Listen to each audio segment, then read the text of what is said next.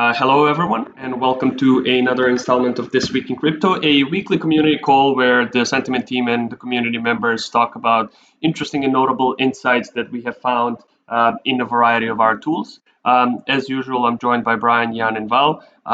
We might have a few other people joining along the way, but what's going to happen over the next 30 to 60 minutes is we are going to look at some interesting and notable events and chart setups using various of our tools, Sandbase, Sanddata, and Sandsheets most prominently, and we'll discuss what it might mean for the current state of crypto as well as for the short-term future. So as usual, Brian, I'll start with you if you want to share your screen, and we can go from there.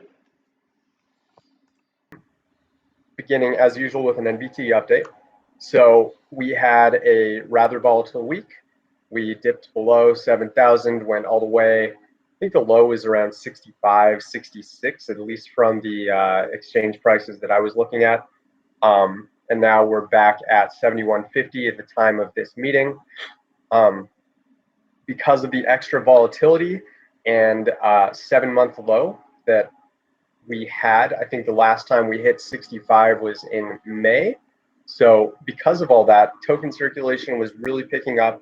There were people that were talking about possibly dropping out, people that were buying and longing from that spot. We saw evidence of that on our social trends, showing that buying and longing had an increase in discussions. I did not see the same on the sell end, but anytime you see a 7-month low, it's generally implied that more people are dropping out or selling their bags that they had been holding for a long time.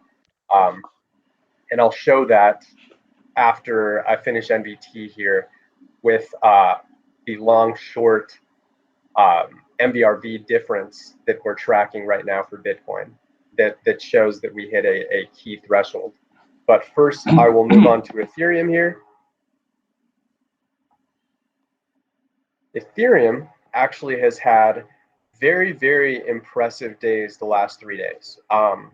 Generally, these metrics, the last 3 days and last 4 to 10 days here, represented by these 4 hash marks, reflect more or less what's going on with Bitcoin. But you'll notice here that the hash marks are just a bit below the average month of December, which is represented by this latest red bar. In Ethereum, it's way low, like below the 50% mark. So that generally is a good sign. And if this keeps up for another 5 to 10 days, that could very well be a sign that we are starting to head into a turning point, the same one that we saw like in December, for example, where we hit that low of 109. Who knows if it goes to that same number? As I say with NVT, it's more about the actual token circulation picking up than the actual price associated with when it does. So I'm watching Ethereum closely now because it looks like token circulation is starting to really pick up, and that is encouraging for the price. So it could be a buy time, but I'm not ready to say that yet. But you're right. I think if you go to the metrics for Ethereum, I think you're correct. I've seen some uptick in general network activity. This is one of the things that I wanted to talk about this week, actually, is if you go to Ethereum and look at network growth, there's a huge spike for reasons I'm not entirely sure of that happened this last week. So scroll down to the second chart. Network growth. For Ethereum. Yeah, it's Ethereum. It's just loading right now. Oh, okay. Yeah, you'll see a massive, I think the biggest spike in network growth over the last. Oh, yeah. Yeah, over the last 4 to 5 months or something. 145,000 new addresses. I actually wanted to discuss this and see if there were some possible explanations for this, because it seems like we've been pretty much consolidating in terms of on-chain activity for Ethereum for a few weeks now. There hasn't been much activity to talk about really. It seems like everybody was kind of ambivalent about the market and waiting for the buck to break either way. But all of a sudden, there's this huge expository spike that might indicate renewed interest in the network, or it might be something else that I'm not sure of at the moment. Yeah, it's interesting. The last spike that was of this significance was in May, very late May, or actually looks like June 1st, excuse me. And when that happened, we were at 275 and went about all the way to our high of 307 a month later. However, this spike came at a lagging opportunity as price had already risen pretty significantly in May. May was when pretty much all of crypto was really starting to rebound, and everyone was talking about Bitcoin and other altcoins having a new resurgence, similar to what happened in 2017. That obviously was not the case, but we can see here that this one was lagging, whereas this one doesn't seem to be coming at any specific time related to price. While this was FOMO related, we can't say the same here. So that's definitely I have no problem, segueing into talking about other reasons. And if anyone else has some possible theories as to what's going on with Ethereum from a fundamental perspective, please. Yeah, it would also be nice if you can afterwards show the social volumes for Ethereum over the last few months, just so we can see if there's some increased chatter in terms of ETH and ETH related keywords, and what our social word cloud is kind of saying the crowd is mostly talking about in relation to Ethereum. But yeah, there seems to be some event. It might be a new, some sort of event on chain that is contributing to a lot of heightened activity. Some of it might be bots, but yeah, see, Yep. there's also a big mention spike there. So this was on Monday. This was, I think, when it hit its low, right, of 118 or so. I don't know if I have that number perfect, but for Ethereum's price, let me switch to Ethereum. That'll actually show it here. 122 was the. And can you go to 6 months instead of 3? Sorry, just so we can kind of see a bird's eye view. Nice. So 6 months here. This was our biggest spike in Ethereum mentioned since September, and probably even a little longer. So mid-September was the last time we had this much chatter, and it appeared to correlate with the low. So it was a lot of people being opportunistic with the major dip that happened, not just with Ethereum, but with all altcoins as Bitcoin dipped to about 65. Very interesting. Yeah, I mean, I'm not, 100% gonna sway either way on this, but it does seem like, because this is not a spike in daily active addresses, which would basically show you the total amount of active addresses on a network. This is a spike in the new addresses created on the network. Yeah, that's a whole different ballpark for sure. Also, it seems there is an increase in transaction volume and circulation in the last couple of days. Yeah, and that's actually MPT, so it makes sense. And the mean age of the Ethereum being like overall, it seems to be starting to flatten. So that kind of confirms that it's just a lot of Ethereum is being moved around, which impacts the age also. Yeah, like and this is something that just is happening right now. Generally, if we see like a huge drop in well, actually, there has been only one huge drop in mean age that happened end of 2018 when Coinbase moved their cold wallets. But yeah, this is kind of an interesting event indeed. Like, it will be interesting to see why this usage of Ethereum is increasing so much. Val, correct me if I'm wrong here, but like given that this is a spike in network growth, like, should this be more of a bullish signal than anything else? Because it's like basically it's just a new ETH money, right? Or new addresses stocking up on ETH for some reason. Well, it could be also some huge airdrop that actually airdrop won't actually cause it. Like, it could be some kind of activity. Let's say if there is like a Ponzi scheme that is going on that involves a lot of people, and suddenly a lot of people decide to play with the Ponzi scheme. But here we see only activity that is related to ETH.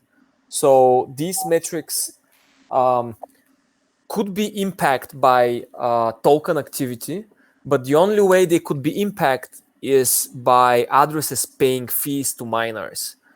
For example, if I send some token to 100 different addresses, I'm going to do this in many transactions, let's say. If I do it in many transactions, I'm going to pay fee for every one of them, which will be some Ethereum, like small amount of Ethereum I pay. But here it doesn't seem to be the case, because this shouldn't increase the transaction volume like significantly, because these fees are not so big. So maybe it's something else, not like a big airdrop. Mm-hmm. Yeah, and as we can see, it's the highest token circulation we had since late July or so. So something is certainly causing it, and airdrop would make sense, Valentin. Yeah, I think so. Very cool. And I also wanted to show off the DAA daily active address divergence. And I'll kick it off with Ethereum just because of the fact that we're talking about it right now. I think this is the first time we talked about it on This Week in Crypto call, but for those of you unfamiliar, what this simply measures is the amount of active addresses that are showing, and exactly when a threshold for buying or selling crosses. This was made by Jan, who found that having a threshold of 0.3, and he might be able to explain how those thresholds are calculated better than me. But from what I have recognized, if you have a group of these happening, whether it's a red sell or green buy, that is generally a sign of a turning point. So this one was very telling right here in March of 2018. This was on the rebound of after it dropped from its high of like 11 or 1200. And that had a nice rebound. And then we had these signals. Notice that they are leading indicators too. These weren't happening after the fact that it started to turn. These buys were very much beforehand. These sells were very much beforehand. These were kind of choppy signals, so we're willing to throw these out as outliers. But this one was very telling, and it happened right before a big rise in late 2018. And now we go all the way to present. We've seen mostly flat non-signals going on, but we did see a few buy signals here, and we're starting to see a group of them form right now in present day. So if we start seeing a group of several, like 5 to 10, over the course of the next 2 weeks, that would be a clear point that it's time to buy from a daily active address perspective. Any other things we want to say about Ethereum, and then I can show Bitcoin? Yeah, it would also be a good, before you continue, if Jan can just give us a bit more details as to what how this is calculated and the parameters used, Jan. Yeah, particularly the threshold calculation. Yeah, so actually relatively simple from the math. The core idea is basically we look at times where the trend of the price is going kind of like the opposite way, or very, very far apart from the trend of the daily active addresses. And whenever that happens, that is a pretty interesting tell, because it's kind of showing, okay, like the fundamentals in terms of active addresses are going another way than actually the price, and a lot of the time the price actually tends to follow. So what we do is basically we calculate the trend over a certain period of time. In this case, I think 21 days. We calculate the trend by basically calculating the log returns over that specific period of time. And if that is, for example, if the daily active address trend is going upwards and the price is going sideways or down, that is an interesting buy signal. The other way around, if we have strong price trend upwards, daily active address is kind of trending downwards, then that's kind of more of a sell signal. And as we can see, it works pretty good. An interesting other threshold would be 0.5, which would roughly translate to a difference in percent change of 50%. Like we kind of want to change that from a fixed threshold to maybe a standard deviation or two. But the idea is pretty simple, but it seems to be pretty. Guys, can one of you? There seems to be some noise. I don't know if it might be on your side, Brian. If you can just mute while Jan's talking, that might help it. Okay, yeah, but basically, that is it. So a lot of the time, it seems to be very, very spot on in finding dips and peaks, and it's not a strategy on its own where you can basically sell every time it's a sell signal and then wait till a buy signal or something, because it's not really that kind of like fully functioning strategy, but it's insanely useful in terms of additional insight, additional information to your strategy, because the signals seem to be very spot on a lot of the time. Yeah, thanks for that explanation, Jan. I'm trying to show what it would look like at 0.5. Obviously, it's a little bogged down right now. So if it loads while I'm talking, that's great. But what we're trying to take away from daily active address divergence is that it works well in tandem with other metrics, and shouldn't be used exclusively by itself to make decisions, because as we can see, not always do we have signals that are properly firing for what the future markets are doing. Is that fair to say, Jan?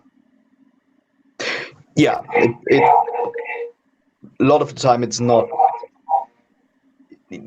Basically, a lot of the time, especially I think in Ethereum here, you would miss out on a lot of bull market if you were to always just wait for the next signal to show you the way. It's more of a short-term, like trend reversal kind of indicator, and not like a full-on long-term strategy, basically. But it, as I said, looks pretty promising. Cool. Thanks, Jan. And I think 0.5 did load here. It's hard to tell whether there was a significant change, but I'm still seeing plenty of consistency, particularly over the last 2 years here, starting in early 2018, with what signals were firing and what direction we went. Other than right here, that was a bit choppy. But I think this is really cool, and I wanted to show what it looked like with Bitcoin as well.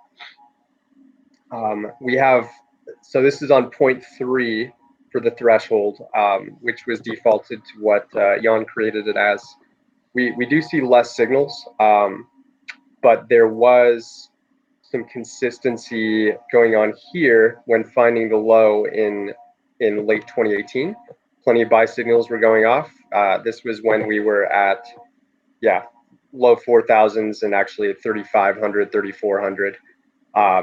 That's when the signals kind of stopped and we started seeing that reversal. And then right here is interesting. So when we made that huge rise in mid 2019 from April all the way to mid July, when we hit our top, these were actually all sell signals going off, which is significant because even though they were happening as the price was rising, they were a bit spread out here on the initial spike, and then we had plenty of them right here at the top, and it was showing that we were just a bit overheated. So price was diverting from the amount of daily active addresses that were justifying the price that was going up. So it was basically telling us that it was being overbought at this point. And since then, we've had, mostly just blank signals, not a lot of thresholds firing or crossing in either direction, other than this one singular day, which I wouldn't recommend holding on too much credence for. We want to see groups of them, as I said. So we're watching Bitcoin closely, but it's mostly just been insignificant signals right now, unlike Ethereum, which is full of them. So I find that interesting. But, as I said, watching NVT and others like MBRV to go along with it is a good way to come up with a good strategy for yourself.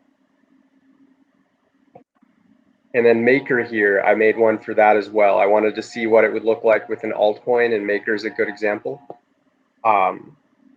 We're actually seeing pretty decent correlation here over the last couple of years. I started it in late 2017, and every time there's a huge group of buy signals, it tends to be a temporary bottom, and we see a rise thereafter. We saw a small group here on the very big rise that basically reflected the same rise that happened in late 2018. So this is late 2018, and this was, okay, August 2018 versus November 2018. And then here we kind of had a false signal. This happened with a lot of coins, actually. So this was kind of the outlier here.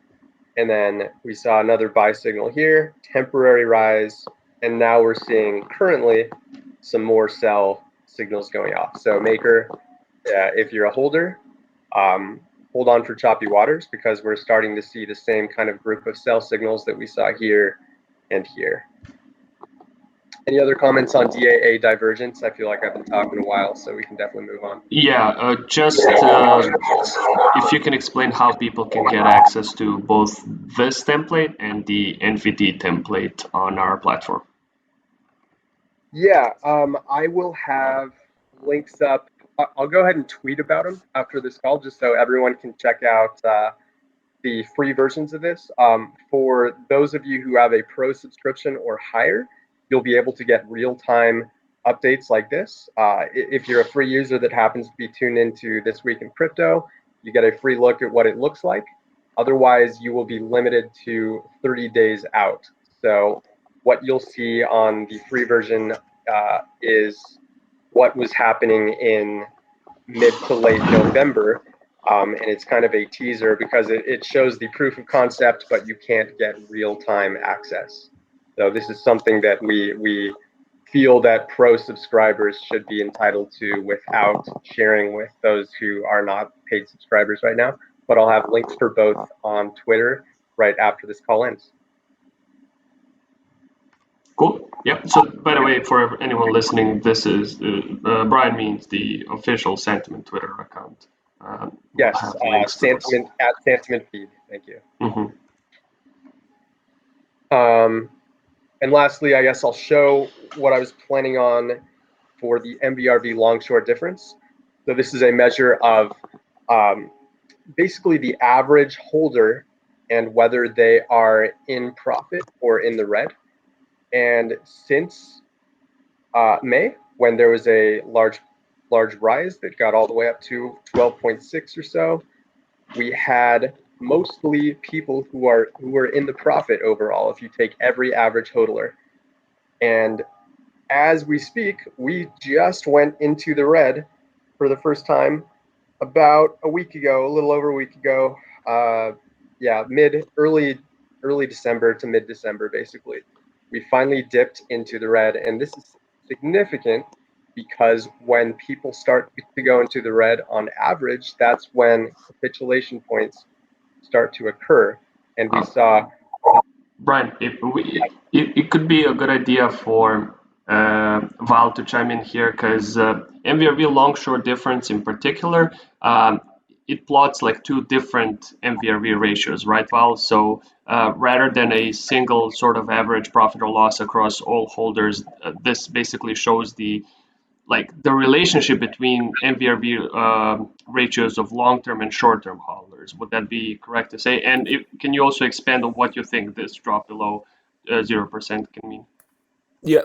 So MVRV, as general, when it was introduced by the guys in Coinmetrics, it measures the average profit of all the wallets on the blockchain. So it looks at what was the price when the Bitcoin went into the wallet and compares that with the current price. So it gives you an idea as a general for the whole network whether the participants are on profit or not. Actually, Val, sorry, do you want to share a screen while you're talking about this?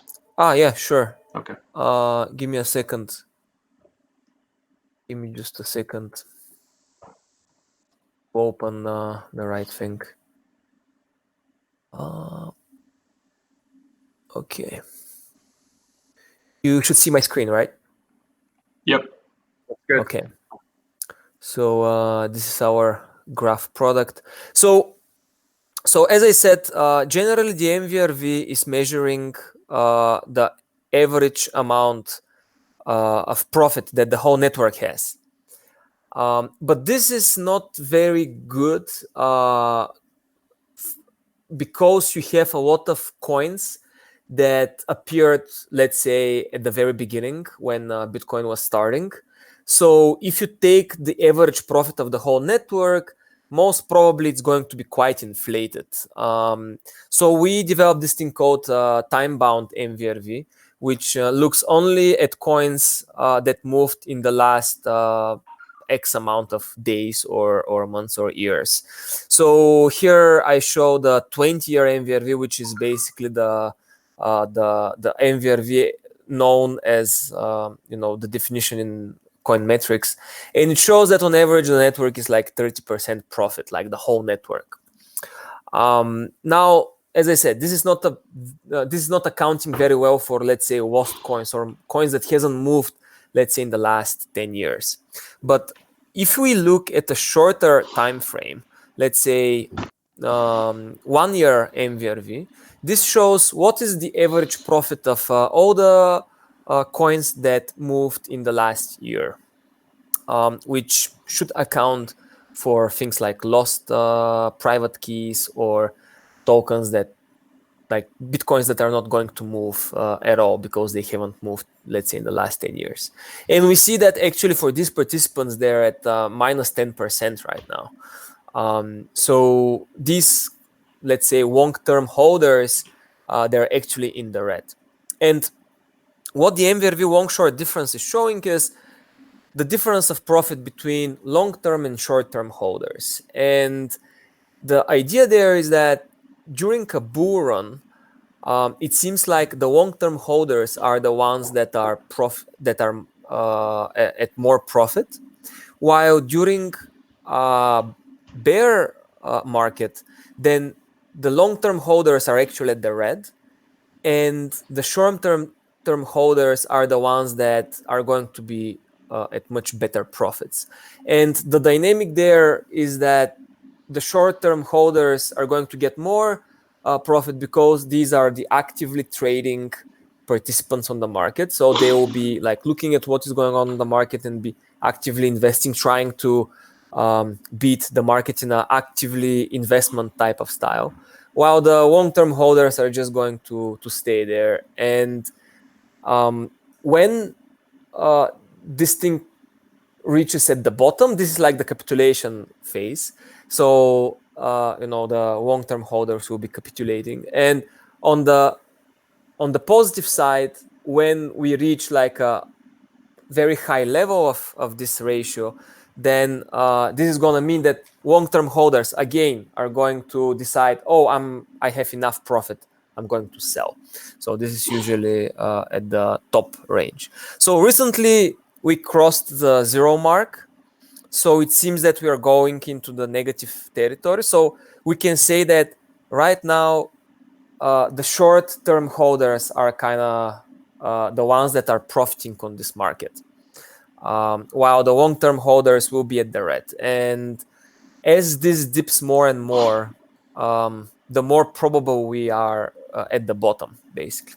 So when this metric reaches very low levels, it's pretty much similar to the MVRV. This is a great opportunity to buy.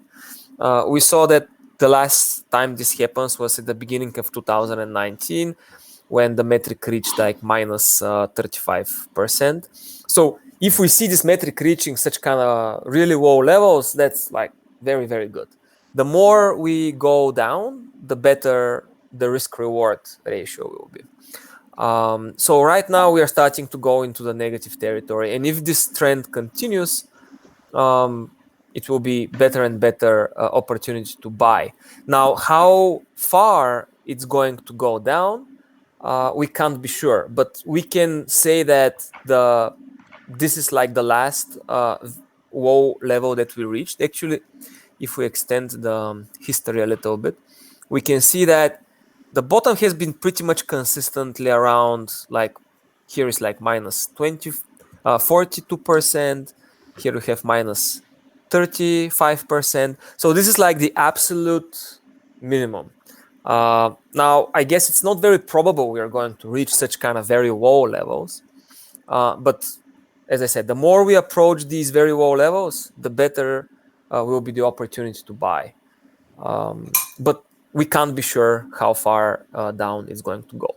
So that's, I think, the explanation. And Val, it can also be like if you go to like the last 10 years of data for the MVRV long short difference, it's also very interesting and very telling that every time basically since the start of our recorded data for Bitcoin, every time that this particular indicator has crossed across the 0% threshold, it has pretty much indicated the beginning of the bull run. So the first time it happened was around July 2012. And then the next time it happened was, and then you can see there, just there, you can see that it kind of indicated the first leg of the rally in 2012. And then the second time it was like 2015, mid 2015, I think, was it? Yeah, like here, I think end of 2015. Yeah. And then the final time that it happened was in May of this year. And we actually, or you specifically, published an article when it happened, when Bitcoin was around 5.9K, that the MVRV long short differences for the first time crossed the 0% threshold after like 3 years, and that what that might mean for the price. And I think within a week or so, Bitcoin was already up to 8K or something. So in general, it definitely, even both things I think should be kept in mind, that the extreme downsides of this specific indicator can be pretty opportune accumulation situations, but also keep an eye on the MVRV long short difference and the moments when it passes above the 0% threshold, because historically it has been pretty much on point as far as predicting when the bull market starts. Yeah. Also, there is this case here that happened in 2014 where it crossed the zero. So that was at $440, and then it went down till actually it was pretty much, the price was actually staying about the same. So the price was actually increasing during this time, but the MVRV long short was dropping down, and then it rebound back to like 620, and then it went down. So I'm wondering, like, this was a kind of an interesting situation here, but it doesn't seem to be the same here. Like here, the price is going down, so the MVRV long short is also following it. It's not like it's going down and the price stays the same or increases. So this kind of situation here, I think it's much different than the one here. So I guess we need to see how far down this is going to go. But I think if it goes down significantly and then it crosses zero again, it should be like a longer term trend, because we see that in the previous situations, this is what actually happened. Val, do you have a number or value that you tend to look for as to what would be considered significantly for that type of drop? Yeah. So one of the problems with this metric particularly is that it really depends which two time intervals you're going to pick, and it's going to give you kind of different results depending on that. For example, if you look at this ratio for Ethereum, it will be it's going to show different picture, but that's also because Ethereum has a much shorter history than Bitcoin. I would say that the interesting values are, like, as I said, the bottoms and the tops. And also another thing to keep in mind is that the general trend is that the tops are becoming smaller. And this is also the case for MVRV. You see that these extremes here, like with the only exception like here, these extremes are becoming smaller and smaller over time. So I think this is an indication that the market is maturing. So it's not really realistic to think that the next extreme is going to be, for example, like around 100%. That's probably not going to happen. The last extreme was around 50%. So as we cross this ratio and start to go up, or maybe start to go for the downside, actually, it seems to be a little bit more stable. So we see like really one super extreme downside here at 70%, but generally the downside has been around 36-40%, and here again around 30%. So I would expect if we have an extreme downside here, it shouldn't cross like 35% for sure. So as it starts to approach 20-30%, that will be like probably the bottom. And for the upside, I would also won't expect something above 50%, to be honest, because like even lower than that, maybe 30%. So this kind of band seems to be narrowing down as we see the market maturing. Very cool. Yeah, I agree with the assessment that negative 30 to 40% seems to be the trend to look out for as finding those bottoms, because there have been 4 historical times. Let's see, yeah, 1, 2, technically 5. Yeah, no, 4 is correct. 4 times it's actually fallen below 0%, and 3 of those 4 times it's gone below negative 30. So if we see that again, if you see that negative 30% being crossed, that's a pretty good sign that we're in a spot where capitulation is happening, and it's a buy opportunity. Yeah, and you can see actually here, like the more it's going to drop, the more the market is going to be kind of like chaotic. So you can see that here it reaches minus 30 at 340, and then the price actually didn't drop that much. So it dropped like you can say like 10% more. No, actually here it increased a little bit and it dropped. Yeah, I mean it's not a linear relationship. So if it drops, let's say 10%, it won't be like the price is going to drop 10%. It's not this kind of indicator.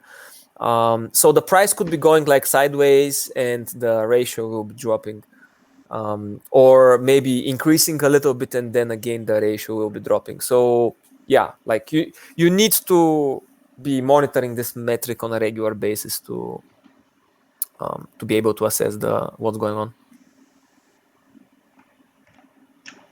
Thanks, Val. Anything else you wanted to show? No, I think that's it for the very long short. Okay. I actually wanted to take these last 15 minutes and give the floor to Jan, because I think it would also be pretty cool to show. So we've shown today a few of the templates that we have developed ourselves using our own data on-chain, so a combination of on-chain social and development information. This is something that you can do as well with our data and with not a lot of coding experience behind you, specifically using some of our Python wrappers. You can tap into our API and do some basic backtests and strategies yourselves. So I asked Jan if he can prepare a short demonstration of how easy it can be to start using our data, raw data, and try and backtest a few scenarios. And see, maybe discover new trading strategies and new opportunities yourselves. So Jan, if you want to share your screen, and go ahead. Yeah, okay. 1 second. Okay, cool. Yeah, so the article I'm basically writing at the moment, as has been said, is focusing on simple ways of backtesting. Just for the people who don't know, backtesting basically refers to the idea of testing any kind of trading strategy on historic data. So if you want to know, or you're thinking about, buying every Monday or something, you can actually go back in time on historic data and calculate how much profit would I have made, basically. And the interesting thing is, it's actually a very intuitive approach, and but it's not used a lot, at least from what I see with traders. For hardcore quants, of course, they do it, but with traders, especially with new ones, it's actually not very common to see people trying backtests. And I think one of the main reasons is that it's the available stuff that's out there in terms of software or programming packages is basically either it's like very like unflexible, you can just switch between like a few moving averages, or it's super complicated, where you basically have to learn the whole language of the backtest to do it. And I think for like medium complexity strategies, that actually shouldn't be the case. It's actually relatively simple from the logic to do something that is like a simple, quick, and dirty backtest. And any backtest is better than no backtest at all, just trying with your own money and potentially losing a lot of money. So it does make us a lot of sense to just like get to know like a bit of this how backtesting works. And basically what we wanted to write here was like this one article, how to do it in Python, in basically just 2 lines of Python code. And then we want to do probably another article that does similar things in SAM sheets, so just in the spreadsheets basically, because there's also possible to get like a simple backtest running. It can't get too complicated, but it's possible to do like a simple backtest. I don't want to go too deep into the technical details here in this article, I guess, because I don't know like how many people are fluent in Python. But basically, what I'm doing is downloading some data first with the SendPy module that we have. It's very easy to basically in one line you import the module, and in one line of code you download historic data for Bitcoin, daily data for Bitcoin for 1 year. That's free. If you want more data, you have to like book some packages, but like small amounts of data are generally free. Then you do some simple, in this case, we're doing a moving average strategy with a 50-day moving average and a 100-day moving average. And we basically define these moving averages very quick and calculate the returns, not too complicated. And then basically what I'm doing is in 2 lines of code, I can describe define my strategy and test it. Very simple idea behind that is basically I have a time series of a moving average of 50-day moving average and a 100-day moving average. And my strategy is basically whenever the moving average 50 is above the moving average 100. And that's basically what I do here. I just describe, is it above? And the thing that I get in return is just a time series of true and false, which is encoded in 1 and 0. And for the backtest, there is a bit of different stuff going on here, but like the simple idea behind it, I just take the daily percent changes, the returns of the price, and multiply it with this time series of true and false. And if I have a 1 for true, I want to buy, then I multiply it by the returns by 1. And if it's false, then I multiply it by 0. And obviously that sets the returns to 0. So I'm only invested when the moving average 50 is above the moving average 100. And with these 2 lines, basically I have the strategy, and then I can simply plot it. So in this case, this would be the most simple plot. You can see like whenever the strategy flatlines, that's when I'm not invested, then that's when I have sold Bitcoin. And I can also compare that to a benchmark, in this case, just holding Bitcoin over the same period of time. And in this case, for example, we can see this strategy would have made a little bit more money. On the y-axis, you can imagine this as like if I had started or if I had invested $1, I would have ended up here with like approximately $2.50. Within 1 year, so not so bad, and just holding would have gotten me in the same time around $2 out of $1. and you can also print that out, which would give you the exact numbers. So like $1 into 250 with this strategy, and $1 into $1.91 with the just holding.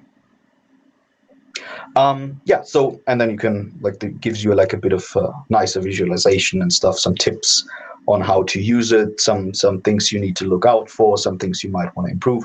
But generally the idea is to have to tell people or show people how simple the concept actually is and how to do it in relatively simple terms. And I think it's something that should be in everyone's toolbox if you're trading, because instead of just losing a lot of money, you can simply test a bunch of strategies and see what works. Obviously, you need to still be somewhat careful. Just because it's a nice back test doesn't mean you will guarantee make some money.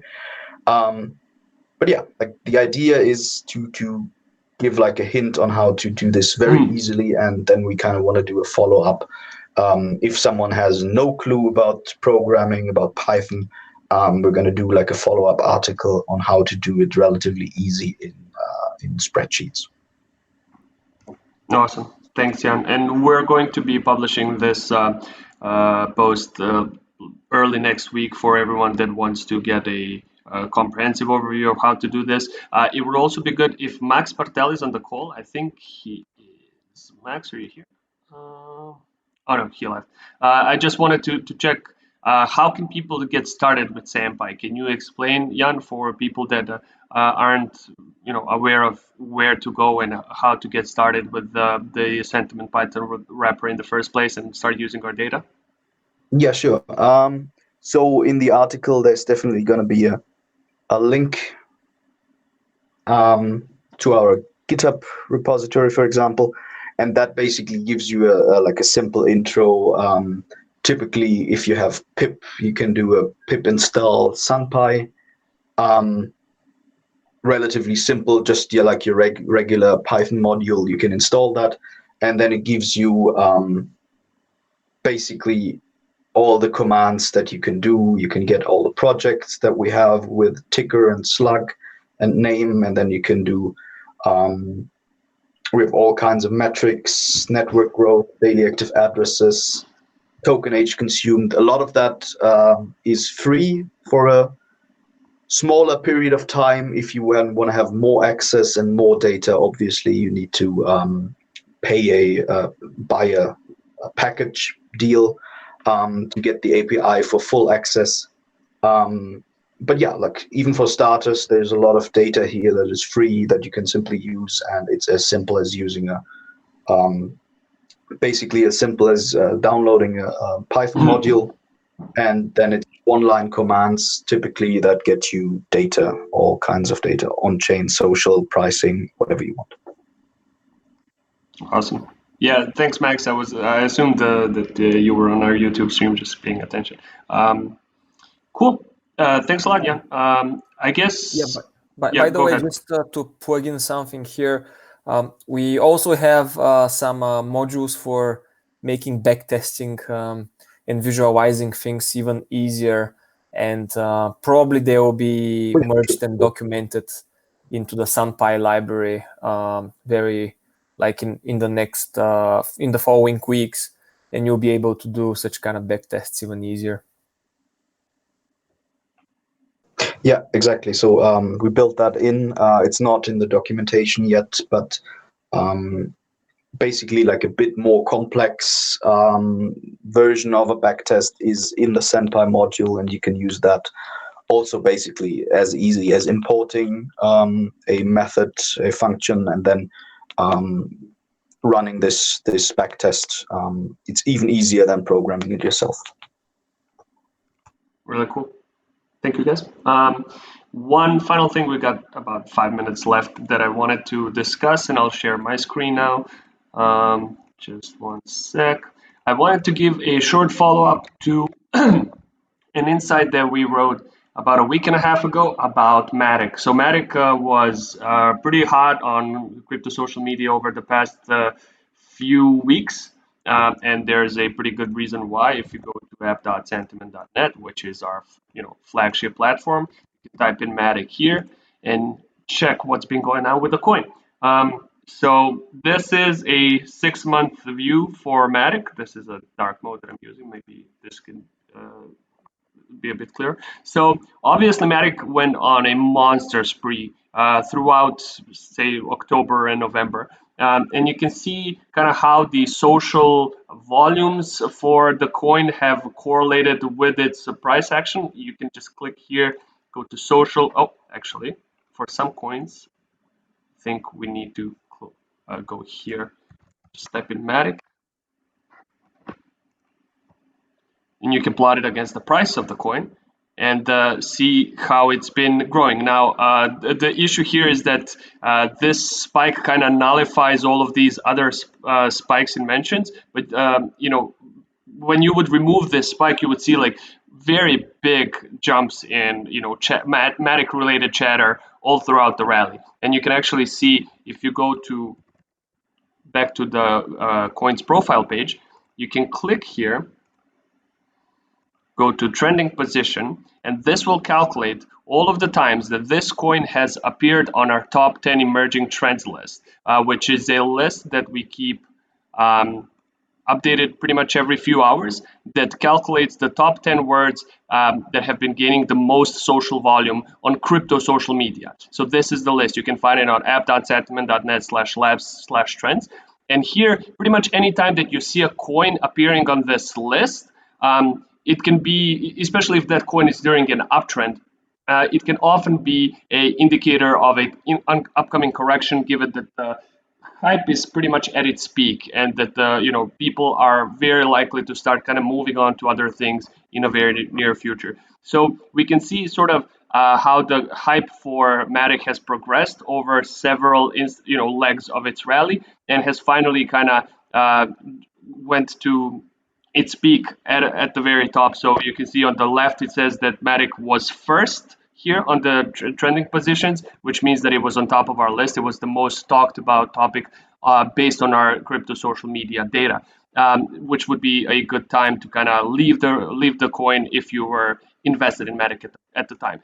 But what I wrote here was that, so basically I wrote this while Matic was still kind of charting new highs. I wasn't myself sure whether this was really the very top or we were just approaching it, because even though Matic was at the time starting to really bust out, so this is without that top spike in social volume, this is what the chart looked like at the moment that I was writing the article. You can see that there's been a huge spike in mentions of Matic. However, it didn't seem like the top just yet. And the very reason why I thought we might want to wait a bit more before we actually leave, if you're in the trade, you want to leave the trade, is specifically because of the on-chain activity, which has continued to, by this time, mirror the pricing rally pretty much overall. So very often what we usually see is that once there's an uptrend in price and there's a declining on-chain activity, this is pretty much a telltale sign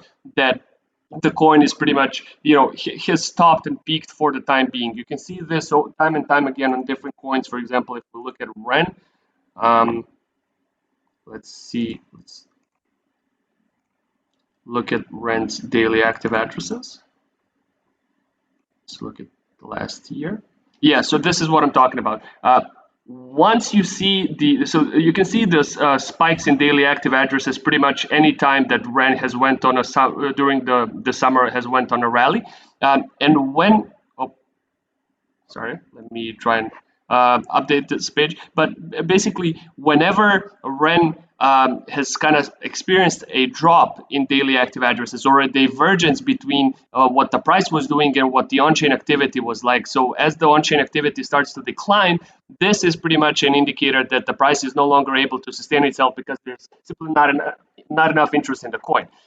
However, at the time that I was writing this was still pretty much, the crowd was still in it. You can see the spike in daily active addresses, the spikes in network growth. So as far as on-chain activity goes, the rally was still on and the crowd was following it. So I said, even though there was a spike in social volume, which is often a pretty good indicator, I would wait until we see a drop in daily active addresses before I would pronounce a top. Another sort of bearish indicator that I mentioned in this article was a declining amount of transactional volume. Pair that with this spike in social volume for Matic, seems like a forming top, but I wanted to wait until the daily active addresses have kind of mirrored the bearish indicators for other metrics that we've seen. And this is exactly what happened. So if you, this huge spike in daily active addresses was pretty much capitulation, but if you look at the data without that spike, you can see, oh, how do I? You can see, so this is when I pretty much wrote the article, right here, when there was a spike in daily active addresses. And you can see this divergence start right here around the top. So basically, the crowd interest beginning to wane, and then right when Matic dumped almost, I think, 70% within a day, the crowd kind of started leaving the trade and sending a bunch of its coins away from exchanges. So this is another way that you can kind of utilize our data in different ways and combine different indicators in order to really be sure that there is a forming top or not. One other interesting, I think I even have it here. No. One other interesting thing that we've seen with Matic that that has kind of confirmed the top was its exchange flow activity. So let's see what was happening around the tops for Matic in terms of on-chain inflows to exchanges.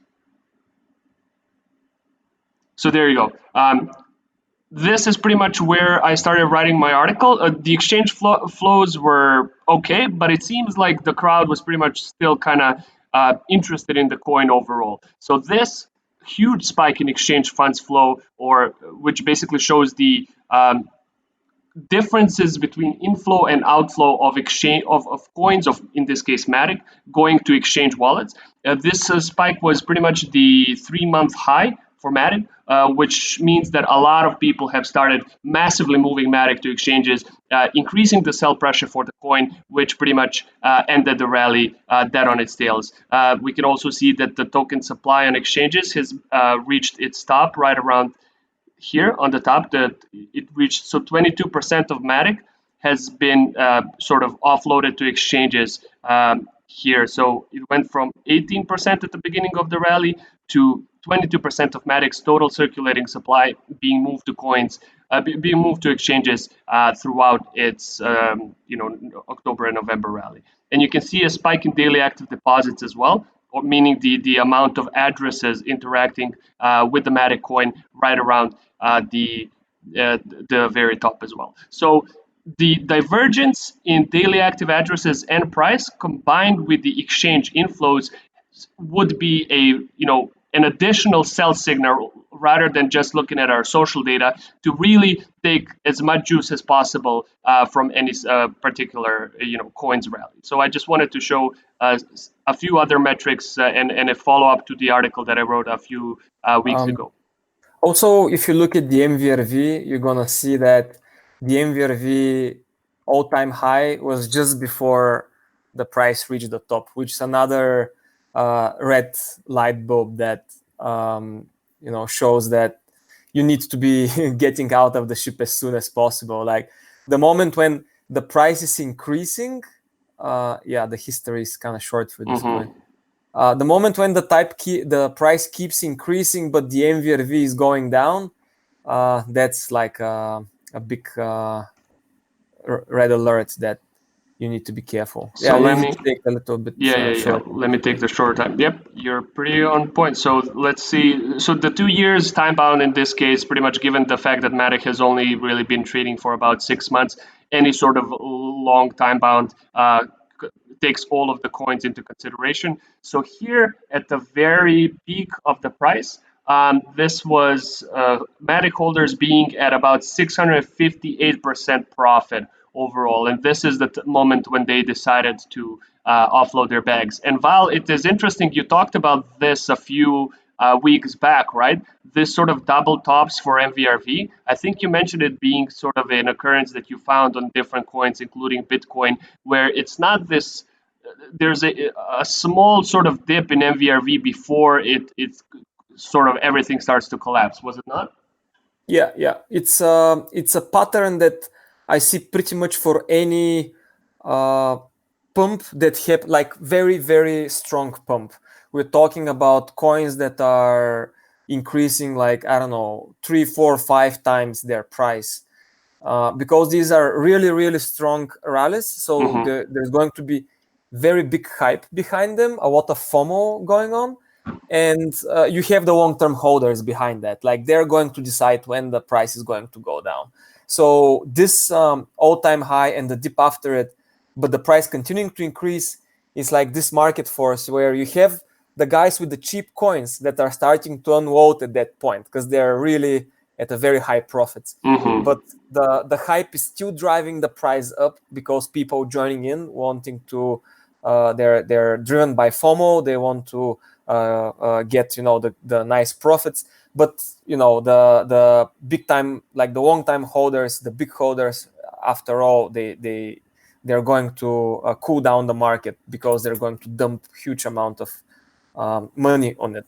So yeah, this happens pretty much for any major bull run, like for Bitcoin, for Ethereum, for Synthetics. I think it happened for Synthetics. Yeah, like any big pump that happens.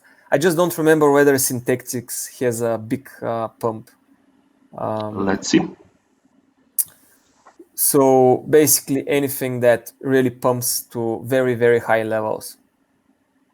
Yeah, so I think maybe here. Yeah. Yeah, just one sec while it loads. Yeah, it's for some reason when I zoom out, it looks clearer.